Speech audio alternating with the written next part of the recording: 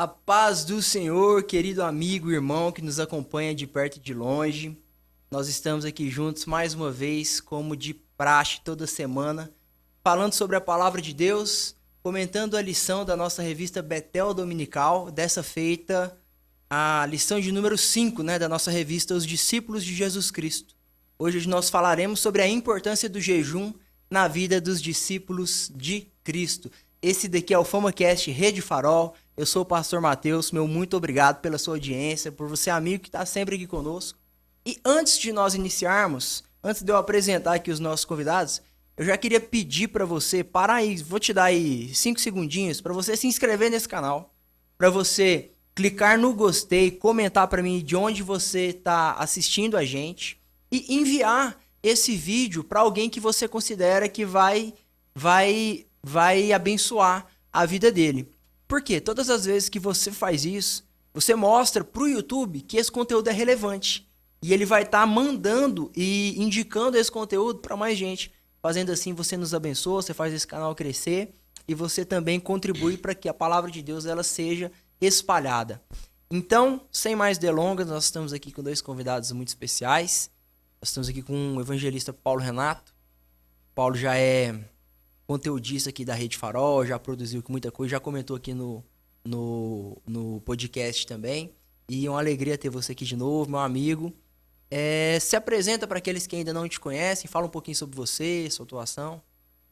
Olá, Senhor Jesus Cristo. Como comentado, meu nome é Paulo Renato, sou evangelista aqui da Igreja Sede.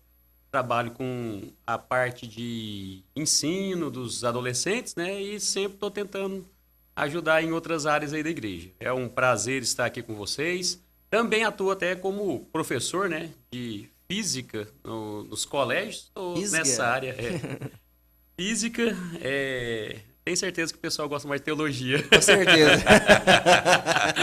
Não é desfazendo da física, não, mas não é nossa praia, né? Mas ela é boa também. É a linguagem que Deus criou o universo. Exatamente. Então, não, é fantástico. É fantástico. A gente brinca assim, porque a gente que é mais de humanas e tal, eu particularmente sempre tive muita dificuldade. Sempre pra mim foi muito doído. Eu fiz engenharia e pra mim, assim, os 2 primeiros anos do meu curso foram sofridos, porque eu tenho uma dificuldade natural, apesar que se eu me esforçar eu consigo, mas é fantástica. Quando você para pra entender assim, cara, é muito lindo, é muito lindo.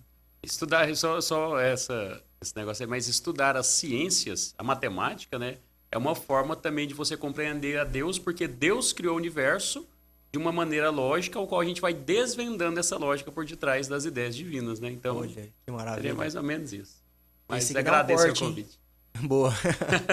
Estamos aqui também pela primeiríssima vez com o meu amigo, professor, pastor, Giovanni Ribeiro. Professor, fala um pouquinho do senhor pra gente.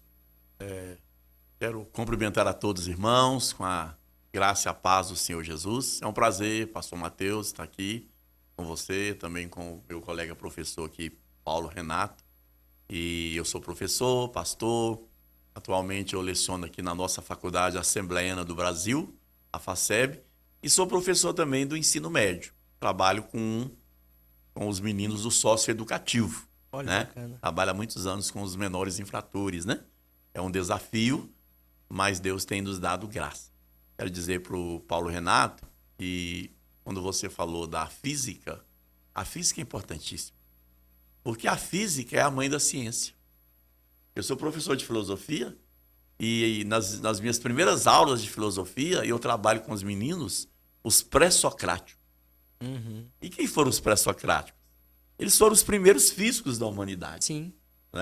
Por exemplo, tinha 2 pré-socráticos chamados Leucipo e Demócrito. Lá no século VI a.C., os camaradas já falavam de partículas indivisíveis da matéria, Olha. Lá no seu prelúdio. Então, quer dizer, e aí vem o Tales de Mileto e fala que a origem de todas as coisas foi a água. Uhum. Aí vem o Anaxímenes e não, a origem de todas as coisas foi o ar. Vem o Heráclito. Aí vem o Heráclito com aquela teoria maravilhosa dele do devir, do vir a ser, E a frase famosa dele, não se entra no mesmo rio 2 vezes, porque cada vez que você entra no rio, você não é mais o mesmo, a água também já correu, o rio também e já a água não é mais a mesma, Então, a física, ela é fantástica, é a mãe da ciência. Se hoje nós temos ciência, nós devemos a física, nós devemos a matemática, né? E depois o Aristóteles pega essa física e trabalha ela, leva ela para o lado mais, do lado mais da essência, da causa, quando Aristóteles trabalha a metafísica. Olha só que fantástico, né? A metafísica é o estudo do ser enquanto ser. É da causa não causada, né? Aí ele vai falar que Deus é o ser metafísico, por quê? Porque ele é o primeiro motor não movido. É o motor original. Né? O primeiro motor não movido que tudo se move através dele, mas ele continua imóvel. Então, a física é maravilhosa. Ela é a mãe de toda a ciência, não é? Maravilhosa. Eu sei que nem chegou na melhor parte, que é a parte bíblica. Porém, já valeu a pena estar aqui. É difícil ouvir o pessoal elogiando a física. Pois é, muito então, obrigado, gente. Você que está ouvindo aí, saiba. É a mesma coisa, o professor Paulo Renato e pastor Mateus. É a mesma coisa quando a gente vai trabalhar a filosofia. Muitas pessoas ainda têm preconceitos com a filosofia. Acham que a filosofia é coisa para ateu, né? Acha que a filosofia... ela leva você para um pensamento destoado. Não, pelo contrário. A filosofia, ela é a mãe de toda a ciência. Tudo começou com ela. Sim. Não é porque antes da filosofia só tinha um conhecimento mitológico. E a filosofia vem, rompem com essa tradição mitológica, e aí traz o que nós chamamos de a passagem do mito à razão, né? E aí surge a física, surge a matemática, surge os camaradas, né, que começam agora a pensar a cosmologia e a cosmogonia, que é eles trabalhavam a origem do universo, que é a cosmogonia, para chegar em uma determinada cosmologia. Então, é muito interessante a gente conhecer. Não é? A Bíblia diz assim, que o profeta Oséias diz que o meu povo foi destruído porque lhe faltou o entendimento. Né? E Paulo diz o seguinte, né? Transformai-vos pela renovação do vosso entendimento, né? Exato. Que é o vosso culto racional. Então, a razão, ela foi criada por Deus. Deus fez o homem racional. Agora, o erro do homem é o quê? É pegar a sua razão e levar para o lado errado.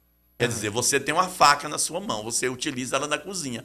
Mas se você não usar da sua razão corretamente, você pode usar ela para matar o outro. Não é isso?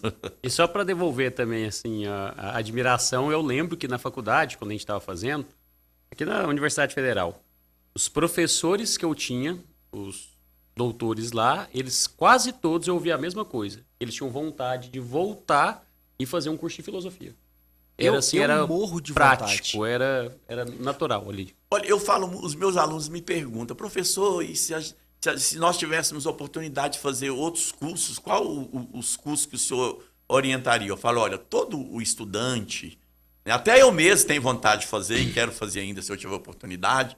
Eu acho que todos os estudantes eles deveriam fazer 2 cursos que eram fundamentais. É o curso de filosofia e o curso de letras. Por que o curso de letras? Porque você vai trabalhar com a leitura, você vai trabalhar com a escrita, você vai trabalhar com a linguagem, e aí você vai ter uma facilidade imensa para fazer uma redação. Você vai ter uma facilidade imensa para pegar um texto e ver o que o texto está dizendo através do contexto. Você vai analisar um texto e cada parágrafo você vai saber o que ele está dizendo, né?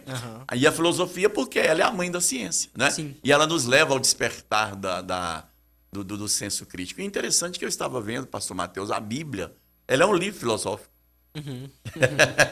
Eu estava lendo esses dias Eclesiastes, e ela é um livro, o Eclesiastes é um livro totalmente de filosofia existencialista. Não é? Quando Salomão entra em parafuso por causa da existência humana, olha só. É verdade. Ele entrou em crise e falou: por que eu vivo nesse mundo que amanhece, anoitece? Já pensou se você for parar? Por isso que tem que ter a eternidade. Se não tivesse a eternidade, nós seríamos seres fracassados demais. Já pensou você viver 200 anos, amanhece, anoitece, amanhece, anoitece, amanhece, anoitece? E aí isso aí fez com que Salomão entrasse em parafuso. Falou assim, mas todos os dias são iguais debaixo do sol. Mas aí ele chega à conclusão fantástica. Lá no final, olha, a conclusão que eu chego é: teme a Deus e anda nos seus caminhos, porque esse é o dever de todo homem. Maravilha, maravilha.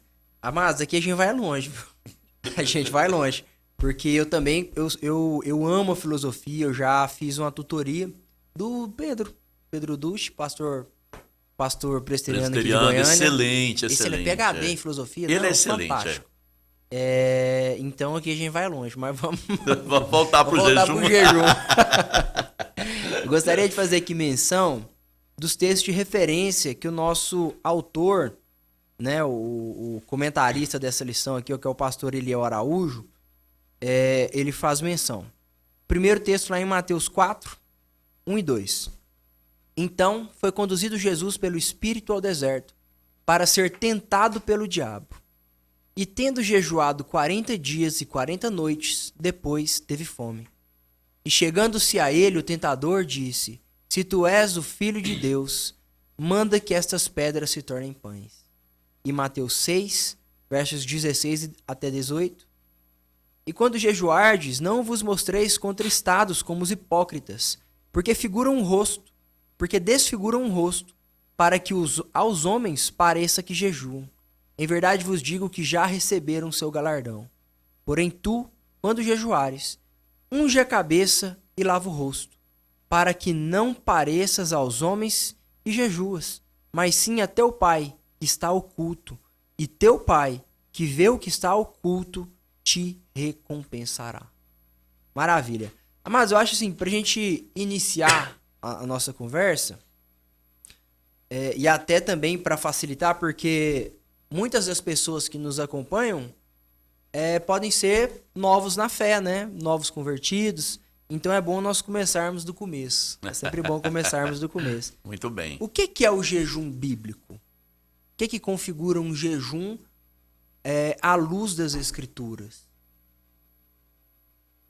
Olha, a Bíblia, ela diz o seguinte: o que nós entendemos pelo jejum bíblico é que o jejum, você vai abrir mão por um tempo, sim, né, da sua alimentação, da sua bebida, para dedicar esse tempo ao Senhor. É um pulo do gato. Para dedicar esse tempo ao Senhor. Porque não adianta eu fazer jejum por jejuar. Uhum. Não é? Sim. Fazer jejum por jejuar. Eu, quando eu era menino, eu me lembro que minha mãe colocava a gente para jejuar e a gente queria dar o tomé na minha mãe, né? Uhum. E a gente fazia o seguinte: o dia que era pra gente jejuar, aí a gente queria dormir até mais tarde. Olha a esperteza. Por quê? Porque você acordava, você dormia aí até 10 horas, né? Aí você ficava só 2 horas de jejum, porque nós tinha que jejuar até meio-dia. Uhum. Era lei. Mas aí o que a gente fazia? Aí olha só o erro da gente. Aí a gente dormia até as 10, pastor Mateus e professor Paulo.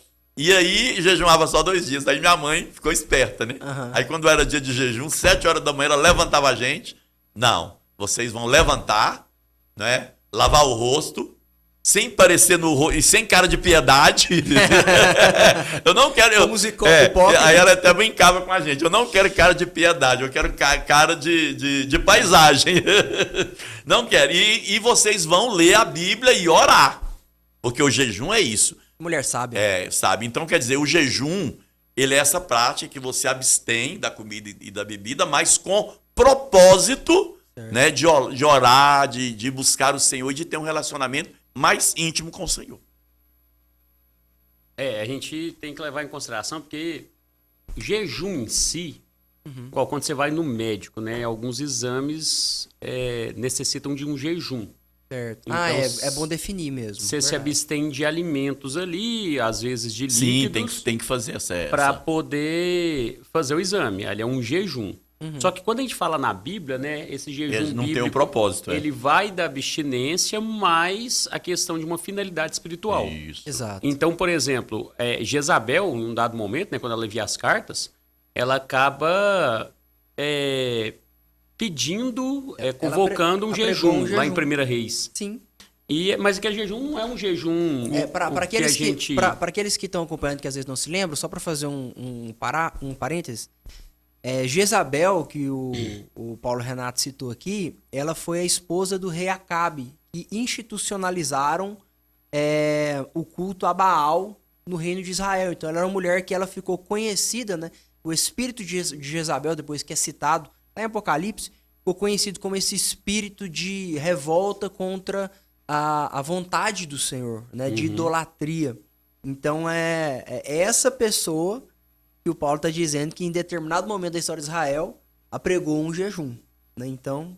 E isso aí é tão grave, isso aí foi feito, foi um jejum com fins diabólicos, né?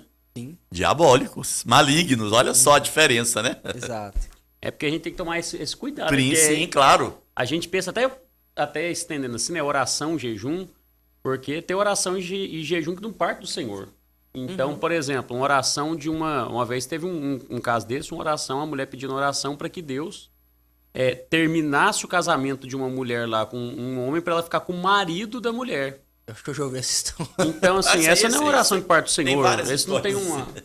Isso não tem uma finalidade, isso é do diabo, isso é um intuito demoníaco, né? Sim. Então, assim, nem toda abstinência vai levar para o que nós entendemos pelo jejum bíblico. Então, o jejum bíblico tem além dessa abstinência, né, de alimento, de líquidos, a gente tem a questão do propósito e do fim espiritual que ele tem que ter.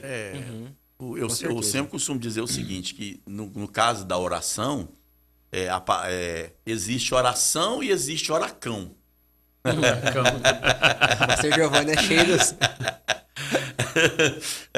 Essa aí, essa oração dessa mulher aí que fez, né, para poder Deus tomar o marido da outra para ela casar com ele, isso aí é oracão.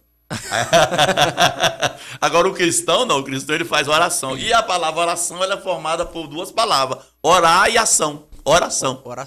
Você ora, mas se você não... É a mesma coisa do jejum. Tudo tem que ter um propósito. E qual que é o propósito? Primeiramente, glorificar a Deus. Se não for para glorificar a Deus, se eu fizer o jejum, vou jejuar um mês para poder inflar o meu ego, e não resolve. Então é o propósito de glorificar a Deus, né? Sim. E mortificar o corpo, né, da gente. Exatamente. Né? Mortificar a carne, né?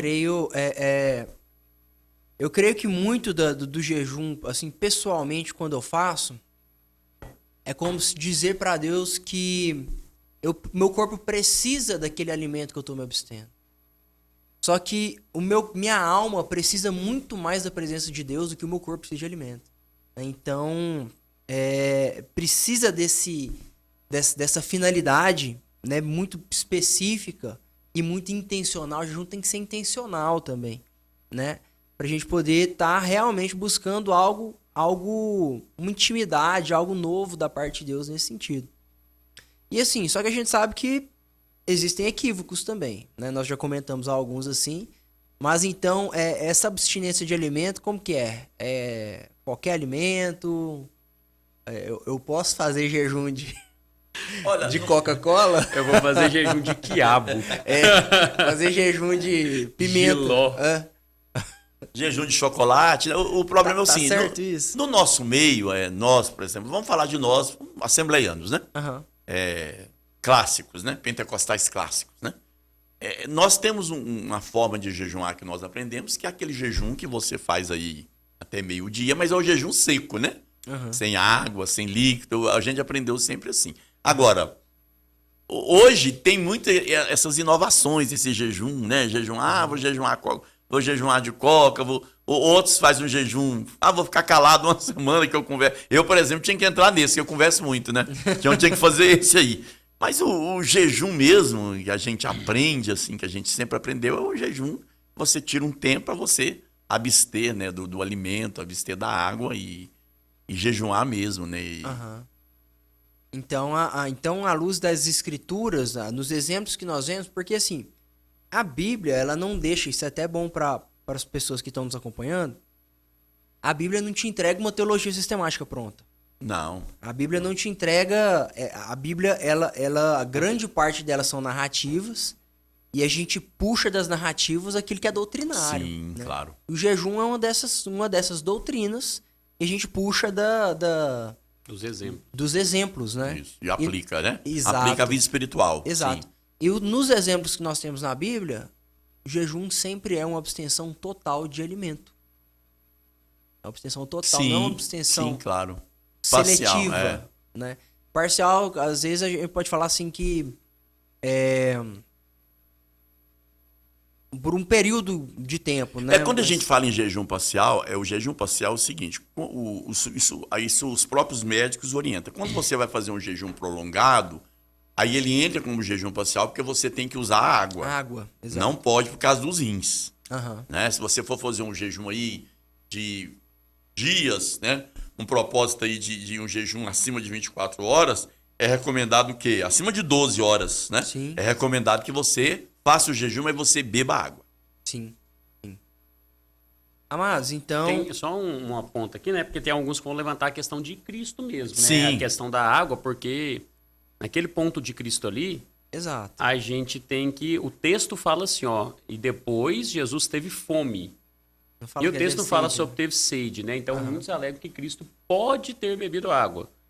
É um trem que eu acho que não dá para bater um martelo aqui com exatidão, né? Mas eu acho que essa questão do líquido, ela é uma questão que dá pra gente levantar. Sim. Agora, o que não dá é o pessoal pegar o texto de Daniel, porque se absteve dos manjares do rei, e dizer que aquilo ali foi um jejum de estilo diferente, mas ali tem todo um contexto porque ele se abstém. Exatamente. As coisas, os alimentos que ele não podia comer por ser judeu. Aham. Então tinha um monte de situações que faz Daniel se abster. Exato. Então não era um outro jejum, foi um momento de decisão de Daniel para não confrontar algumas coisas dentro da própria lei Sim, judaica. Exato. Tente uma situação, às vezes, Isso. pagã. Então, Exato. assim, é muito maior do que simplesmente falar assim, certeza. Daniel jejuou de abstinência de alguma coisa. Mas, Exato. Não, isso aqui foi importante ele comentar, porque É interessantíssimo. né? muitas vezes nós temos a prática de olhar para aquilo que é histórico e descritivo da história, entender aquilo como doutrinário.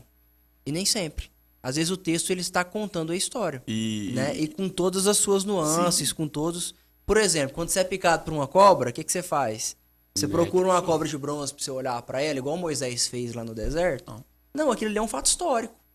Né? Você vai correr, tomar Aquilo um ali soro. não é doutrina, correr. exatamente, Se, você vai- se for venenosa, você tem que correr, tem que tomar correr, um soro tomar um soro. antiofídico, senão você corre o risco de morrer. Exatamente. Esse caso de Daniel é um caso muito específico, né? De várias coisas ali da idolatria que estavam envolvidas ali. É o contexto. O problema da Bíblia é a gente aprende isso lá nas primeiras aulinhas de teologia sistemática. Olha, a Bíblia tem que ser interpretada desse contexto. O contexto era outro. Qual que era o contexto? Eles estavam na Babilônia, Exato. um paganismo exacerbado, né? E aí todas aquelas comidas eram consagradas aos ídolos, aos demônios, né?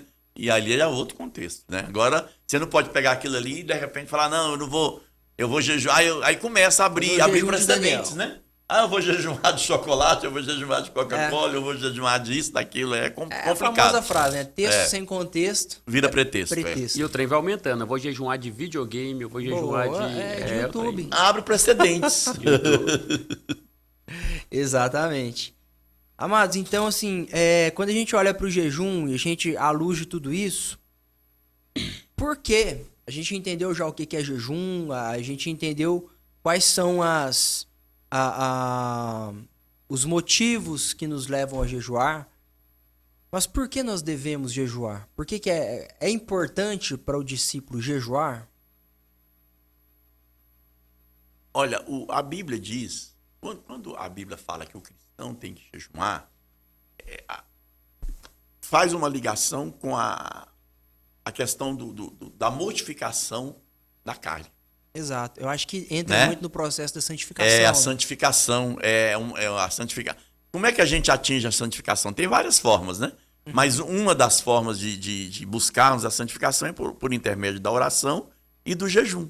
Sim. Então, o jejum é a forma de mortificar a carne. Por que Jesus, o maior exemplo é Jesus. Por que Jesus ficou 40 dias e 40 noites?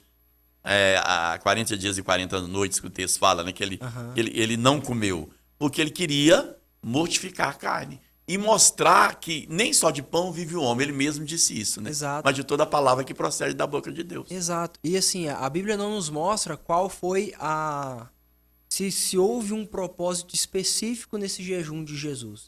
Ela não nos diz, né, se ele tinha um propósito específico em mente. Mas a gente vê muito claramente que depois ele começou o seu ministério público.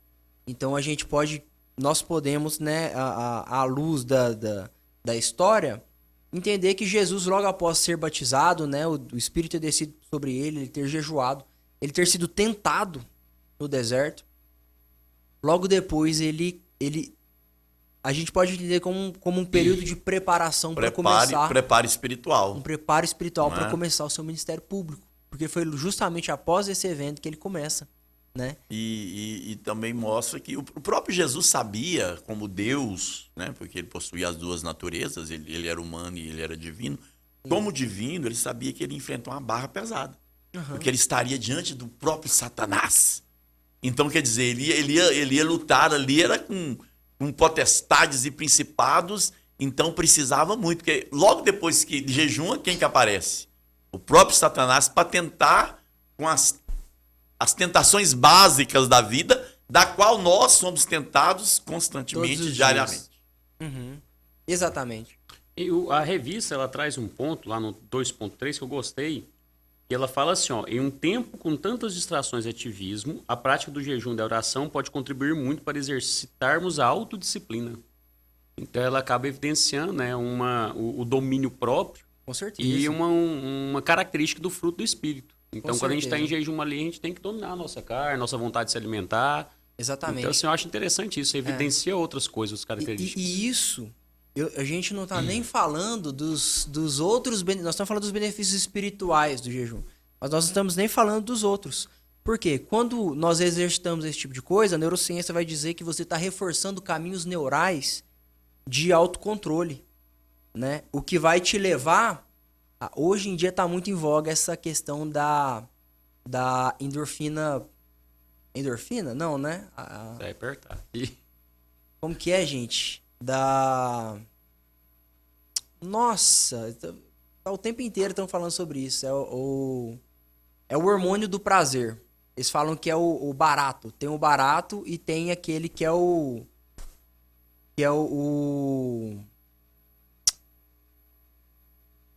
A dopamina. Dopamina, boa. Um anjo soprou aqui no meu ouvido. O anjo soprou, A dopamina barata. E tem aquela dopamina saudável. A dopamina barata é aquela que vem, né, da resposta rápida aos impulsos, né? E o nosso cérebro, ele é treinado pro comodismo, pro conformismo, pro caminho mais curto, pro prazer, né? E quando a gente exercita, muitas vezes o pastor Binelli sempre diz que quem faz o que quer é criança. Adulto faz o que precisa ser feito. Quando eu me abstenho de algo, que você está falando que eu exercito meu domínio próprio, eu falo assim, não, eu não vou responder esse estímulo do meu corpo porque eu tenho algo em mente que é mais importante do que responder esse estímulo rápido. Isso reforça caminhos neurais que nos tornam mais resilientes. Não só para as disciplinas espirituais, mas para a vida, né? Então, isso realmente é muito importante. Fora dos outros benefícios físicos, isso rendeu também a um pesquisador, não vou lembrar o nome dele agora, nem vou tentar, mas rendeu um prêmio Nobel a um pesquisador que descobriu o processo da autofagia. O corpo entra quando ele está em jejuns prolongados, né? Se eu não me engano, de 24 horas ou 36 horas para frente, o corpo começa a se limpar, as células começam a se limpar, né? Para poder tirar a energia, então elas começam a ir para as células defeituosas, tal. O corpo começa a resetar a partir de 36 horas de jejum. E isso, assim, é algo maravilhoso. Se a gente for entrar nessa parte, assim, mais humana, né? Inclusive, Marco Aurélio, o imperador romano, né? Qual que é aquela linha, que agora a linha filosófica? Estoico, exatamente, do estoicismo. Diz que Marco Aurélio, ele sofria muitas dores estomacais. Muitas dores estomacais, a ponto, assim, de... Eu não sei se é verdade, né? Mas conta-se que chegou um momento que ele falou que ele ia morrer de inanição. Não vou parar de comer até morrer. E o que ele descobriu? Que depois de um tempo prolongado de jejum, as dores melhoraram. Ele se sentia mais disposto. E aí eles dizem, né? Eu tô falando dizem porque eu não consigo confirmar essa informação. Eu ouvi isso. Que ele escreveu, inclusive, um tratado recomendando o jejum, né? Então, fiz essa viagem toda porque Mas eu lembrei isso aí, dessas pastor coisas. Mateus, o que o senhor está dizendo é muito interessante, porque o jejum, ele traz benefício espiritual, porque ele mortifica a carne, ele nos leva a ter uma autodisciplina, mas ele também traz benefício para a saúde. Com certeza. É uma coisa muito interessante que eu estava vendo lá no... Vamos pegar aí os árabes, né? Eles têm, por exemplo, o Ramadã. No mês do Ramadã, eles passam 30 dias fazendo só uma refeição. Uhum. Eles só comem ao anoitecer. Só jantam. E eles dizem que depois desse período, a saúde melhora, o corpo melhora, E melhora eles emagrecem. Então veja o tanto que o jejum, ele não é só... Ele não traz benefício só pro espírito, mas ele também traz benefício para a carne e para o corpo integral, humano. né? Ele é integral. Ele é integral. Por isso que é interessante jejuar assim. Rapaz, eu tô viajando aqui. Mas é porque essa discussão, agora eu vou falar por mim, tá? Uhum. A gente fala de domínio próprio, fala de alimento, fala de saúde. Eu vou confessar um trem pra vocês. Abre o coração. Não, eu vou confessar um trem pra vocês. Há uns tempos pra trás, a gente teve uma revista intitulada e chamada Enfermidades da Alma. Ela veio a versão Ah, me 1 e a lembro versão demais. 2. Me lembro demais. Assuntos importantes. Porém, eu lembro que teve uma revista, teve uma lição, ela falou sobre anorexia.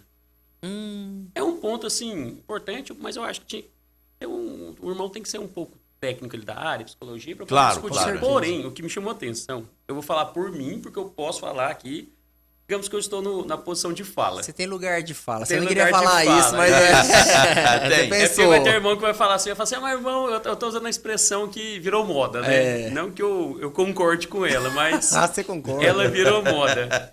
É porque vai ter irmão assim, você tá ofendendo. Não é isso, eu tô falando por mim mesmo. Eu olhei para aquela lição, aí eu olhei para a igreja, para os irmãos, eu falei, rapaz, os irmãos estão tudo gordinhos. Ninguém aqui Começando tá com de problema nós, de anorexia. começando de não, nós. então eu tô falando por mim. Eu falei, ninguém tem problema com Começando de nós. anorexia. Devia ter o assunto talvez melhor encaixado aqui, pelo menos na nossa igreja, devia ser glutonaria. Sim. Então a gente, infelizmente, nós cristãos, nós esquecemos, aí o pastor foi muito feliz quando ele falou que a primeira função do jejum é glorificar a Deus. Infelizmente, nós cristãos negligenciamos muito a nossa saúde, muito o nosso corpo. E acabamos, digamos que... E uma coisa que eu gosto do pastor Abinair é que ele puxa a orelha do povo lá do púlpito. Isso que eu ia falar. A gente negligencia a nossa saúde e nós não glorificamos a Deus nosso corpo. Nós somos pessoas que nós não temos domínio próprio com a alimentação. E isso é uma vergonha. Isso assim, é algo que nós deveríamos refletir e melhorar. E às vezes a gente vigia em tantas áreas da vida, né? A gente vigia com relação ao trato sexual, a gente vigia com a área de negócio, a gente vigia com a área... familiar, e nós cristãos negligenciamos, às vezes por correria demais, e às vezes são pecados que nós temos que não são tão escandalosos. Eu comi demais no churrasco. Eu sei que eu não devia ter feito, mas eu aceito. Mas se eu ver a pornografia, já é um trem escandaloso. Mas aquele comer demais no churrasco também seria pecado. Também é um pecado. Então, assim, eu abri um parênteses aqui, porque a gente está falando de saúde, domínio próprio, mas a sim. gente é negligente e nós deveríamos melhorar com relação a Mas isso também. com certeza. E falo por mim mesmo. Não tô jogando para os outros, só por mim mesmo. Isso aí que você disse é tão importante. Rapidinho, é uma coisa até que a minha esposa tem me ajudado, ela tem lido um pouco sobre... A gente até comprou um livro envolvendo teologia do comer, que nós devemos comer para a glória de Deus. Olha que maravilha. Então, assim, e comer para a glória de Deus não é comer mesa farta, não. É comer com moderação, de forma que aquilo vai fazer bem para o seu corpo. Então, não adianta a gente pensar, às vezes, num jejum que vai desintoxicar, sendo que a gente está intoxicando o tempo todo. A gente sai do jejum, faz um período de jejum, aí depois a gente volta a comer à mesa junto também. Não resolve então, também. assim, por esse lado, a gente mostra que o domínio próprio não adiantou para aquele período. Então, a gente acaba pecando de outras formas e acaba de sair de um período de jejum, vai cometer um pecado arrebentando de comer depois. Então, assim, tem que Olha, isso é importantíssimo. pausar aí. Parece hipocrisia da minha parte. Não, mas não é vocês não. me veem, mas é só uma reflexão sincera de alguém que precisa mudar também. A glutonaria é pecado, né? A glutonaria é pecado. E isso aí que o professor disse é tão interessante, porque por que Jesus, nos dias de Jesus, ele incentivou o jejum?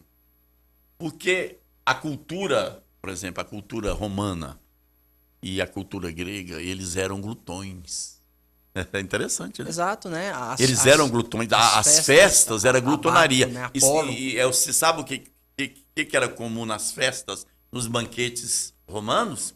Eles comiam, até vomitar. Aí, quando eles não conseguiam vomitar, eles pegavam uma pena de ganso e enfiava. Vomitava, ia lá, comia. Meu Deus. Né? Agonia. Olha só, pecado. E nós, às vezes, nós não chegamos ao ponto de vomitar, mas às vezes nós comemos tanto que nós falamos, não, eu comi demais, né? Uhum. E não adianta também, igual ele falou aqui, o professor falou aqui, meu colega e meu irmão. Eu vou fazer um jejum aí, pra ficar um dia aí de jejum, e aí depois nos outros dias eu como, não resolve também, né? É o equilíbrio, né? Exatamente. Sobre essa questão de glorificar a Deus no nosso corpo e comer para a glória de Deus, eu me lembrava de uma frase de um pastor escocês, Robert Murray McCheyne. Ele morreu aos 29 anos de idade, fruto da sua irresponsabilidade com a sua saúde. Olha só. E ele deixou uma frase que ficou famosa, ela é atribuída a ele, mas não se tem confirmação histórica, onde ele disse: Deus me deu um cavalo e uma mensagem. Matei o cavalo, já não posso levar a mensagem.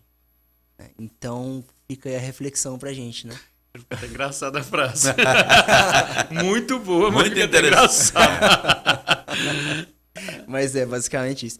Amados, então a gente tá falando sobre isso, a gente falou assim também que da mesma forma que não configura um jejum bíblico eu fazer um jejum seletivo de um alimento, mas configura um jejum bíblico eu fazer, por exemplo, para um motivo específico pessoal meu, posso fazer um jejum bíblico? Eu tenho exemplos bíblicos para isso? Acho que diversos. Né? Tem. Vários exemplos, vários exemplos. Nós citamos aqui no início Esther, né? Sim. Jonas. Olha que lindo Jonas, é verdade. né? Interessante que lá eu estava lendo Jonas esses dias, a questão do jejum ali foi tão linda que até os animais, olha só que fantástico, né? Uhum. E é uma das, acho que talvez uma das poucas referências que Deus fala diretamente do amor dele aos animais, né? Tá lá em Jonas, né? Muitos animais. E aí, inclusive, termina Deus repreendendo Jonas e falando assim: e eu não ia fazer misericórdia para 120 mil homens e os animais. Termina Deus com os animais. Porque até os animais jejuaram. Então, e o jejum, ele é com propósito e para questões específicas é bíblica. Porque Jezabel fez do lado errado, né? A Esther fez, né? E aquele jejum... Esdras fez. Esdras fez. E o jejum de Esther foi fantástico, né? Fantástico. Foi maravilhoso porque a raça humana, a raça judaica, aliás, ela só não foi exterminada porque eles entraram com o propósito de jejum e oração. É bíblico. Mas assim, eu acredito sim que o pastor também vai concordar comigo no quesito, né? A gente só tem que fazer aquela ressalva, porque uma coisa que eu aprendi, principalmente como professor, é que até o óbvio precisa ser dito. Sim. Então, quando a gente fala nessa questão do propósito, ter diversos propósitos, acreditamos sim em vários exemplos. Claro. Porém, a gente só tem que tomar cuidado com aquela questão, né? Tem propósito que não tem validade, igual a gente comentou no início. Sim, aí eu lembro de Tiago 4:3, que diz, né? à luz da Bíblia, né? Pedis e não recebeis, porque pedis mal para gastar os vossos deleites. Então, estou fazendo jejum com o propósito de ficar rico. Isso não é propósito de jejum. Então, jejum, geralmente, você pode olhar, são todos espirituais. Era a salvação do povo, era arrependimento, era buscando a face de Deus. Então, assim, eram propósitos específicos, espirituais, para aí, eu acho que essa frase tinha que ser a nossa frase lema. Para a glória de Deus. Para a glória de Deus. Para a glória de Deus. Então, assim, não é para minha glória, é para a glória de Deus. E outra coisa, um dia um irmão falou para mim, pastor, eu estou jejuando, na época do vestibular, você é professor, né? Aí ele falava assim para mim, eu estou jejuando para passar no vestibular, mas acordava meio-dia, aí jejuamos, mas não estudava. Falei, não resolve, vai. Você tem que jejuar, mas você tem que estudar, vai. Outra coisa também, que mesmo que eu acho que precisa ser dito, né? Pra gente é óbvio, mas precisa ser dito, é que mesmo que o jejum ele seja por um motivo que seja para a glória de Deus, a gente tem que entender que a gente não pode forçar a mão de Deus. O jejum não é uma ferramenta para forçar a mão de Deus, né? Então é lógico que mesmo esse jejum e a oração, ainda nós devemos fazer isso num espírito de dependência. Senhor, mas que seja feita a sua vontade, não a minha. Se o Senhor me atender, louvado seja o Senhor. Se o Senhor não me atender, louvado seja o Senhor. É igual a gente pensa, né? Esther conseguiu o propósito do jejum ali, foi atendida. Sim. Mas é quando você pega, por exemplo, Timóteo, que tinha um problema de saúde. Exato. Quem garante que até não teve algum jejum, mas a gente sabe que teve oração e Deus não atendeu. Então, às vezes, a gente vai fazer um pedido, eu vou orar por tal propósito, vou jejuar por tal propósito, não vai acontecer e Deus continua sendo Deus, a gente tem que... Paulo pedindo para que Deus retirasse o espinho da carne dele. Deus não retirou. Né? Ainda que ele tivesse jejuado e orado, Deus não ia retirar. Não era o propósito de Deus. Ouvi um testemunho de uma irmã uma vez que ela jejuava muito para Deus mudar o marido dela, né? E ela contou isso um dia na igreja, achei super interessante. E aí, depois da campanha de jejum que ela fez, o propósito, o pastor perguntou, e aí? Meu marido mudou? Ela falou, não, meu marido não mudou. Eu mudei. Olha, que fantástico. Tá vendo? Eu mudei. Então, o jejum serve também para tratar com a gente. Exato. Amados, então, caminhando pro final desse episódio, que eu creio que foi muito enriquecedor, eu gostaria de terminar fazendo menção, talvez, de um dos capítulos que mais me impacta do livro do profeta Isaías, que é Isaías 58. Um capítulo onde vai falar sobre a observância do jejum.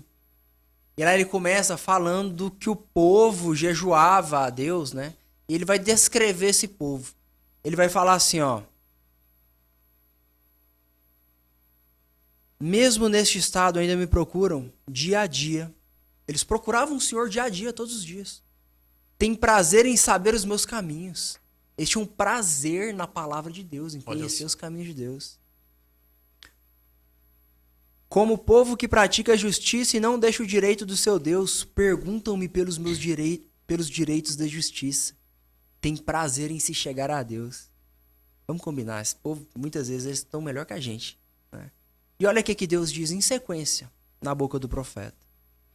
E esse povo se chegava a Deus dizendo, por que jejuamos nós e tu não atentas para isso? Por que afligimos a nossa alma e tu não levas em conta?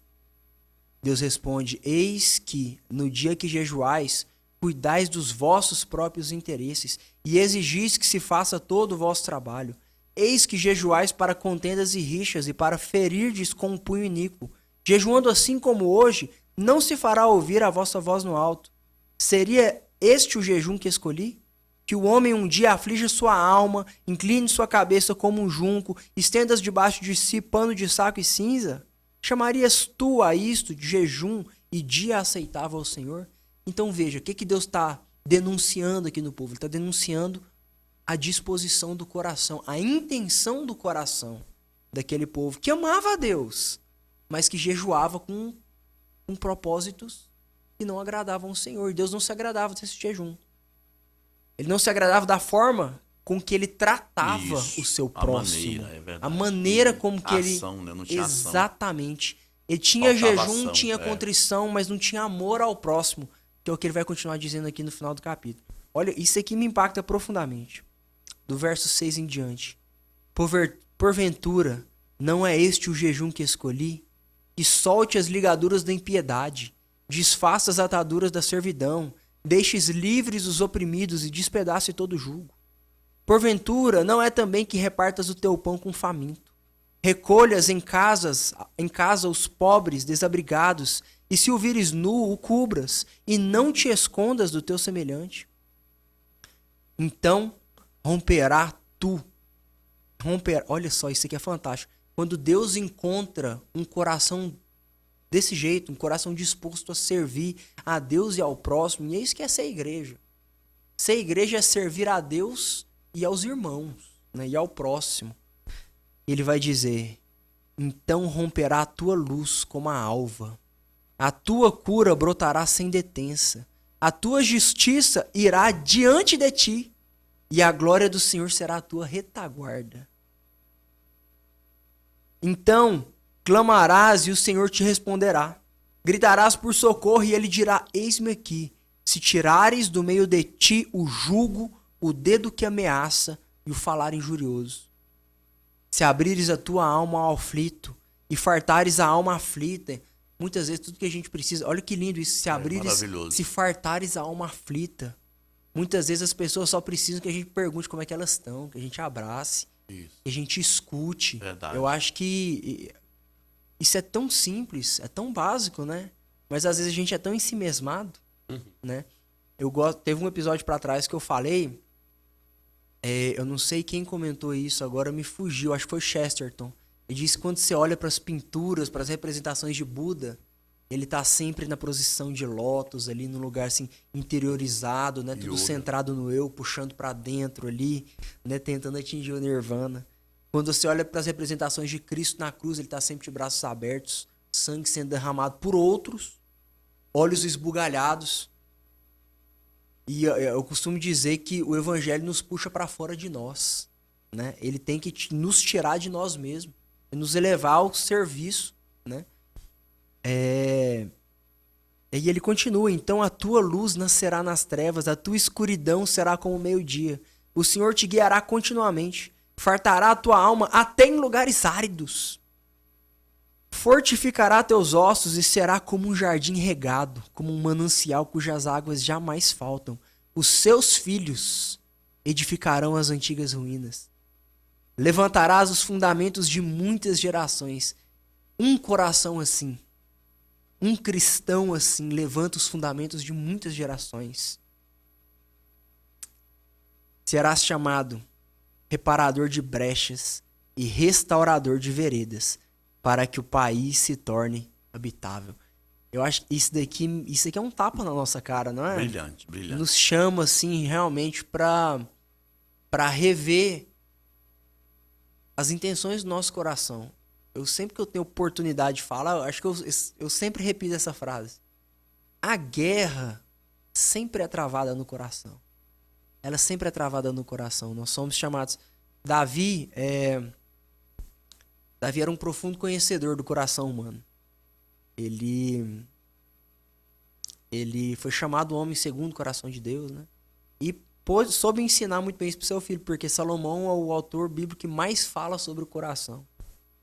Eu acho lindo que Davi, naquele Salmo 129, né, que ele fala ali, né, sobre a onisciência, a onipresença, a onipotência de Deus, né, que ele fala, em iniquidade me gerou minha mãe, em pecado me concebeu, eu era substância ainda informe, o Senhor, né, já me viu. Salmo, né? 139, né? 139, exatamente. Quando ele chega lá no finalzinho, a gente vê o tanto que Davi ele era conhecedor do coração humano. Quando chega lá no finalzinho, ele fala assim: sonda-me o coração, Senhor, e me conhece. E se há em mim algum caminho, eu não vou lembrar a palavra certinha, mas é basicamente isso. Se há em mim algum caminho de morte, guia-me pelo caminho da vida. Então a gente tem que estar o tempo inteiro assim, pedindo mesmo a Deus para que sonde o nosso coração, né? E a gente, para finalizar, a gente pode se... A revista fala dos dois, né? Da oração do publicano e do fariseu. Eu lá, acho isso fantástico. Qual foi a oração do fariseu? Eu jejum. Colocou o jejum. Uhum. Jejum 2 vezes por semana ainda, né? Sim. E do dízimo de tudo. E o outro, que não jejuava, que não orava, não tinha uma vida de oração como o outro, mas o que ele fez? Chegou para Deus e disse: tem misericórdia de mim, pecador. E o que Jesus falou? O publicano desceu justificado para a sua casa. Então que o nosso coração possa ser esse coração, né? Lá no Velho Testamento, Jesus falou que os vossos pais comeram pão, né? E morreram. Comeram pão e morreram. Por quê? Porque comeram pão com glutonaria, com ganância, para morrer. Igual, por exemplo, comeram tanta codorniz que saiu até pelo nariz. Sim. E aí agora Jesus fala: agora não, agora eu vou dar para vocês o pão dos céus que alimenta a sua alma. Olha que lindo, né? Rapaz, eu vou falar uma coisa. Eu tava ouvindo vocês dois aqui. E vocês deixam os trem tão mastigadinho, clarinho, igual o final, com a junção dele ali, que Cristo, né, tava ali naquele momento de cruz, né, em paralelo a Buda, né, braço aberto semanando. Então, a gente poderia olhar assim, eu pensando, né, o jejum, então a gente poderia dizer que o jejum, quando eu faço jejum, até para comentar Mateus 6 que citou, a gente não falou, né, que não pode ser para aparecer. Sim. A gente poderia falar que, então, para o jejum não é para eu me tornar grandão, eu me tornar espiritualmente gigante, mas pelo contrário. É para que eu possa me mortificar cada vez mais, e fazer a glória de Deus fluir para outros. Então, é para que isso possa realmente fazer com que o reino cresça e não eu cresça. Maravilhoso. João Batista estava lendo. Vocês falam nisso, foi ficando tão Eu clarinho estava na minha lendo, cabeça isso aí. estava lendo esses dias João Batista, achei muito fantástico. Falei, a Bíblia é um livro tremendo, né? Porque você lê e cada vez você aprende mais. Aí eu deparei com aquele versículo de João Batista, quando ele falou assim, os discípulos vieram e falaram, ó, Jesus está fazendo milagre, você não vai fazer nada não? Aí o que João Batista falou? Convém que ele cresça e eu diminua. E da maneira que o ministério de Jesus foi crescendo, o de João foi até ele falecer. Por quê? Porque quem tem que aparecer é Cristo. E é por isso que a gente vai lavar o rosto antes de fazer o jejum, porque ninguém precisa ficar sabendo, é para a glória de Deus e é Deus que tem que ser glorificado. Exatamente, amados, é fantástico, assim, eu tô saindo aqui realmente impactado, né, como é bom, né? Maravilhoso. Como é bom a gente falar das coisas de Deus, como é bom a gente muito falar bom, das disciplinas muito bom espirituais. E como é bom ter você conosco também, nosso querido ouvinte, você que nos acompanhou, chegou até aqui, meu muito obrigado. Vocês são aqueles que nos motivam a continuar fazendo isso aqui, porque isso aqui vocês não veem, mas tem muita gente envolvida. Tem todo um backstage ali, tem toda uma preparação. E eu sempre gosto de dizer que a matemática do reino ela é diferente, né? Enquanto tiver um sendo abençoado, enquanto tiver um, já vale, tudo isso aqui vale a pena. Todo nosso trabalho vale a pena. E meu muito obrigado a você que nos acompanhou. Se você quiser nos ajudar, vou pedir mais uma vez, se inscreva nesse canal, ative o sininho, dê o seu like aí, comenta, fala pra gente o que você achou. A gente deixou de falar alguma coisa? Você tem alguma dúvida? Fala pra gente nos comentários, a gente responde, a gente quer ter essa interação e nós estamos aqui para servir. Meu muito obrigado a todos vocês, meu muito obrigado ao Paulo Renato, pastor professor Giovanni, e nos aguardem porque semana que vem tem mais. Estaremos aqui juntos mais uma vez, falando como sempre da palavra de Deus para a glória de Deus. Amém. Meu muito obrigado e até a próxima.